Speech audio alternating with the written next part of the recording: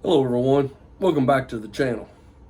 Well, the gathering is over. Everything went great. Weather left a little to be desired, but it was nothing at all like it was last year. Had people start showing up on Thursday night. Had, I think, 3 people arrive Thursday night. Had, oh Lord, probably another 8 or 9 show up on Friday. Then even had a few show up on Saturday. But overall, it was good. We ended up with right at 20 people again this year. Had about a half a dozen that weren't able to make it due to weather, work, things like that. So, hey, we understand that. That's part of it, especially this time of year. Thursday was beautiful. I think Thursday's high was in the 70s. Thursday night into Friday morning, the rain come in. Rained pretty good. Had a spell Friday afternoon for about 4 or 5 hours that it didn't rain. And it was in probably the low 60s Friday. Friday night, we had a couple of good rounds of rain come through, but then by about 3:30 in the morning, it was done and over with. And the wind started picking up. Saturday, we didn't have any rain at all Saturday. It was windy most of the day, and I think probably in the low 60s. But then Saturday afternoon, that started tanking, and I think Saturday night into Sunday, it ended up getting down to like 39, 38 degrees. And then Sunday was beautiful. I think Sunday afternoon, it got up almost to 70. But overall, had a great time, had a great turnout. It was good to see a bunch of the returning faces and the regular guys, but it was also nice to see the new faces. We had 1, 2, 3, 4, 5, 6, 7, 8, 9. Had about 10 people come in new this year. Had one from Arkansas, had several from Michigan, had one from Dalton, Georgia, had one from West Virginia. So, I mean, it was a good turnout considering the weather. Next year, I already know the dates for next year. It's going to be April the 5th, 6th, and 7th. Friday, Saturday, and Sunday. That's going to be the dates for next year. So, couldn't make it this year. Hope to see you next year. I appreciate all the support for the gathering. It was great. I mean, I just cannot say enough about everybody who helped get the word out, and I greatly appreciate that. Maybe next year we can maybe double this number. So, with that being said, I'm going to roll in some video footage from the gathering, and then at the very end, I'll roll in some photographs that were taken.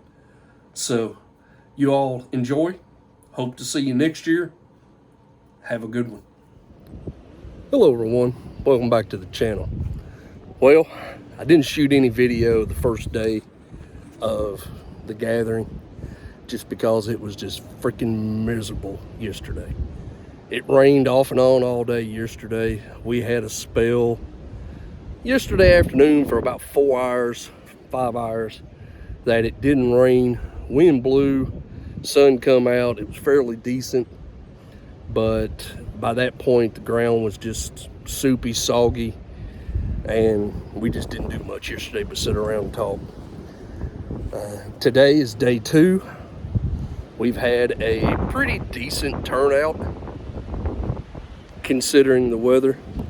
We've had several that weren't able to make it because of the weather. Tornadoes and stuff close to the house, some damage they had to take care of. So, hey, you do what you can do with what you got.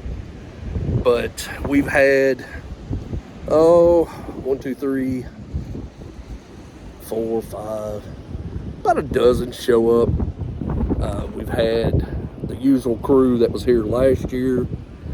We've had one come in from West Virginia, one come in from Western Kentucky, had one come in from Dalton, Georgia late last night, had another one come in today from here local. So, yeah, considering everything, we've had a pretty good turnout. I know we've got one or two more that are planning on coming down today and staying tonight and then going home tomorrow. Let me get you spun around here. Here we are. We're set up here across from the Salt River Long Rifle guys this year. Due to the weather, they didn't have a real big turnout either. We've kind of had to skeletonize things. Haven't got camp all back together yet since the rain is done. But we've got Robert from Bluegrass Bushcraft here. Ron T. Sawyer's here. His son Zach's here. James, old school with a modern twist, is here in his little camper there. We've got Austin from Arkansas Bushcraft up here in the big box. You see Justin from the Gear Shack.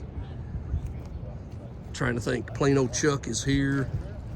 We had Indie Guy on social media and his family, see him up there, show up. He is kind of new into the bushcrafting thing. He puts on several gatherings a year for homesteading and preparedness, and kind of getting into the bushcraft thing. He's got one coming up in July at Mammoth Cave, Kentucky. We're still trying to dry out from last night. Had to drain the swimming pool this morning. We were talking about maybe putting fish in it. A gentleman right here in the blue tent is from West Virginia. His name's Gary. He actually come up for the archery event, set up here and come over and talking to us and found out what we were doing, and ended up spending most of his time over here with us. But our turnout's not bad considering the weather. The archery, they had their usual hardcore ones come in and set up on Thursday. Had a few more show up yesterday, but not many. And then, if you can see down there, most of those have just rolled in today just for the shoot, and that's it. But overall, had a good turnout considering the weather. As you can hear the wind blowing now, rain is over with. The wind is supposed to lay down this afternoon, somewhere around 4-ish, give or take a little. And it's supposed to be nice after that for the rest of the day. Going to be a little cool tonight, but it's going to be a nice night, and tomorrow is supposed to be beautiful. So we've already had breakfast. We're just kind of sitting around taking it easy right now. And then the competitions and stuff we have planned are going to kick off this afternoon. And this is a poke at certain individuals, just giving them a hard time. See, beautiful weather, and you all were worried about the rain. So y'all have a good one. Understand why you couldn't be here. Hope everything works out all right. Y'all like, share, subscribe. I'll get another one up for you soon. So I hold the base of the bow against my waist. Pencil pointed the spindle down behind the string.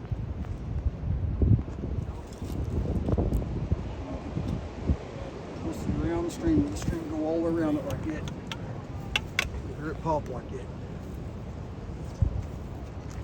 The tighter you can get that string, the better. When you're using it, squeeze on the string, that'll help make it tighter.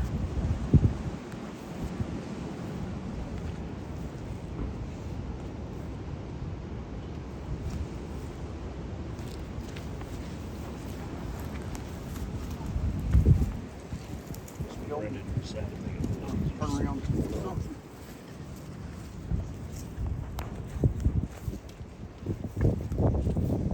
When you do this, a lot of people will get in a big hurry. Wear yourself out. You don't want to do that. There's no hurry in this. Take your time. You get in a big hurry, you're going to get wore out and you're going to get burned out. Don't want to do it.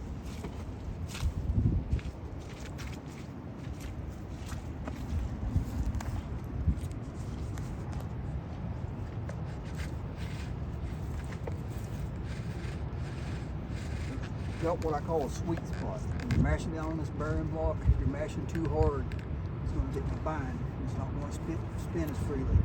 If you're not mashing hard enough, that spindle is going to go flying off. I mean, it's just like a bow and arrow. It's going to shoot. So you got to find that sweet spot. Start out slow.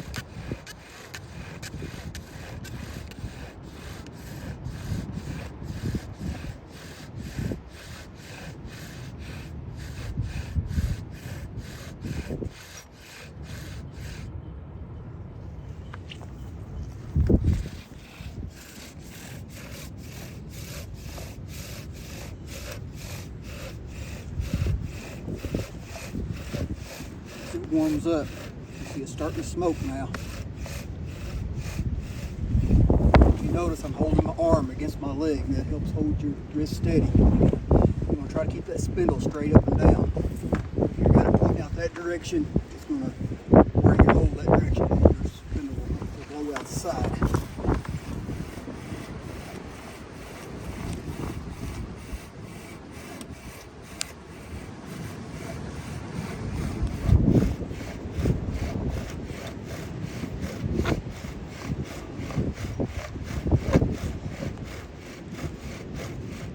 Picking up the speed a little bit.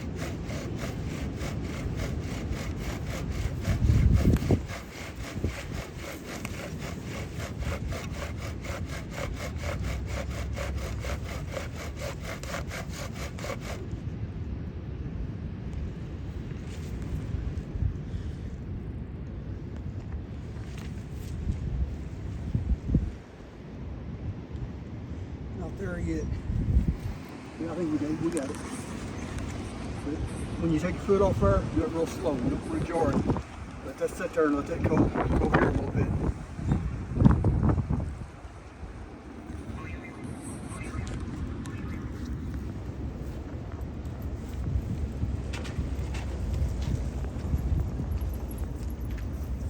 Let it sit a few minutes.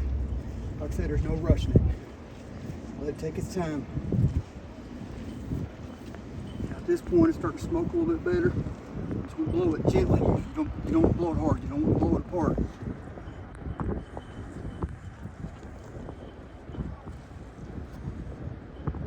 Take your spindle, knock it loose. It's blowing ready now. Good to go.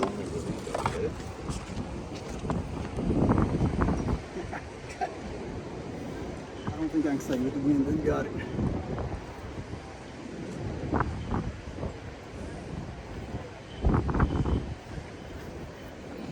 One more time. I knew what was getting ready to happen. I was trying to save it.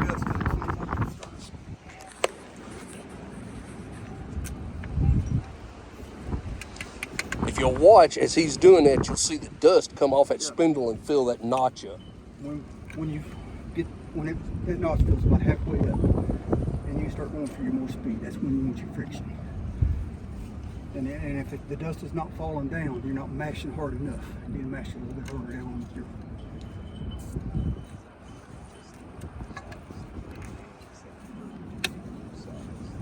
And also you can read your dust. That's a decent dust right there. But if your dust is not black like that, if it's a brown, you're not going to get it in. All you're going to get is smoke. You're going to work yourself to death.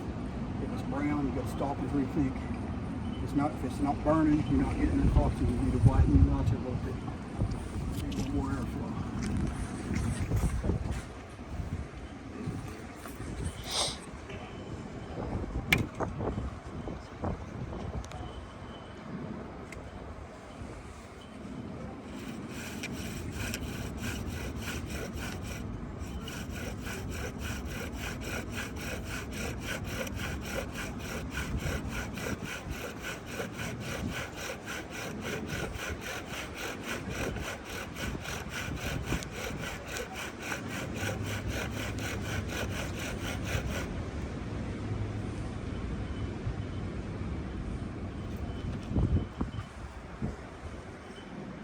Here's a prime example of what I was talking about.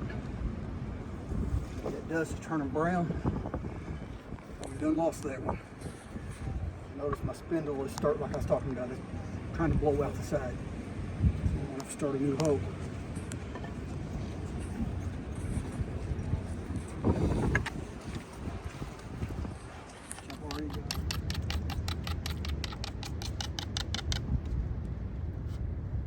Kind of nice to see somebody knows what they're doing with flint. The only thing I know to do is put my slingshot. I've only been doing this about a year. A little over a year actually. I live about 40 minutes from Flint Ridge. I go out there and pick up the shards that people put Oh yeah. just for flint and steel and stuff. So if anybody wants any flint and steel, you need any more? So here's some other stuff I've made.